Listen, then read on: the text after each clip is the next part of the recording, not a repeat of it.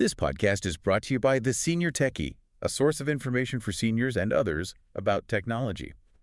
You know, checking the weather. It used to be such a simple ritual. You'd, I don't know, wait for the evening news, maybe glance at the paper. It was passive, definitely. But what the Senior Techie is highlighting now is that weather tech for our audience has really evolved beyond just, do I need a jacket? It's actually become a strategic tool, a tool for maintaining independence. That sounds a little intense for just a weather forecast. How do you... Well, take AccuWeather, for instance. Yeah. The Senior Techie points to this one feature they have called MinuteCast. MinuteCast. Right. And it's not just telling you, oh, it might rain today. It gives you a literal minute-by-minute breakdown for the next 2 hours. Okay, I can see that, but isn't that a bit of information overload? Not if you think of it as micro-scheduling. I mean, if you have some mobility issues, or even if you just walk a bit slower, getting caught in a sudden downpour is a genuine hazard. This tool lets you say, okay, I have exactly a 45-minute window to get to the mailbox and back before it starts. It builds confidence. I see that. It turns a guess into a real plan. Mm-hmm. But here's the thing I see with my own parents. The standard apps are just so cluttered. Squinting at a busy screen, that's not frictionless. Oh, that's a huge barrier. And that's exactly why the Senior Techie makes a point to recommend a specific app called Weather for Seniors. It just strips away all the clutter, the ads, the complex radar maps. It's all about large fonts, high contrast. It's just good design. It shouldn't require reading glasses to check the temp. And then on the other side of things, you have the Weather Channel app, which the Senior Techie says goes a bit deeper into the health side of things. Exactly. It'll track allergy forecasts, changes in barometric pressure. So if you have a condition that's triggered by pollen or pressure shifts, you're not just checking the sky, you're proactively managing your health. Okay, so that handles the software side.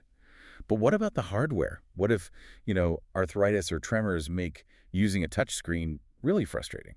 That's where something like a smart speaker, an Amazon Alexa, becomes a genuine accessibility tool. You just bypass the screen completely. You ask. So I just say, Alexa, tell me when there is a severe weather alert. And that's it. You're set. And if you have a device with a screen like an Echo Show, it's even better. It gives you the visual radar map while it's talking to you. It engages two senses, which really helps the information stick. Right. But that works great in the living room. What about if I'm out in the garden? I'm not going to hear Alexa from there. And that's where the wearables come in. The Senior Techie points out that something like an Apple Watch, the Series 4 or later, is fantastic for this. Just because it's on your wrist. Well, yes, but it's more about the GPS. Medical Alert smartwatches now integrate this.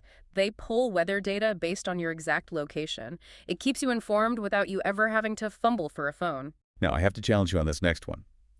The Senior Techie lists NOAA weather radios as essential. I mean, it's almost 2025. With smartphones and 5G, do we really need a separate radio? We absolutely do. Think about the worst-case scenario. A big storm hits, power goes out, the cell towers get jammed, or they lose power too. Your smartphone is basically a brick at that point. But these radios, they broadcast 24/7, completely independent of the grid. Okay, that's a fair point. But I remember those old radios. They'd just scream at you at 3 a.m. for a thunderstorm that was 3 counties away. It was just exhausting. That's the exact problem the Senior Techie says is solved by a model like the Midland WR120. It has something called SAME technology. SAME. It stands for Specific Area Message Encoding. You program in a code for your specific county, so it only goes off if the danger is actually for you. It gets rid of that alert fatigue. That peace of mind alone seems worth it. Okay, last thing, smart home security. The Senior Techie mentions outdoor cameras. Isn't using a burglar alarm to check the weather a bit? It sounds like it, right? But think of it as remote triage. Remote triage. Yes. So imagine your adult kids live an hour away. They can just open the security camera app on their phone and look at your driveway. They're not looking for burglars. They're looking for black ice. Ah, so they can check for snow or ice and give you a heads up. Exactly. They become a sort of weather scout for you. They can call and say, hey, don't go out the front door. It looks really slick. It helps prevent the fall before it can even happen. I had not thought of that at all. It's a totally different way of looking at it. It is. The big shift here is that all these tools change weather from something that just happens to us to something we can actively manage for our own safety. This podcast was brought to you by The Senior Techie. It's available on Apple Podcasts, YouTube, and Spotify.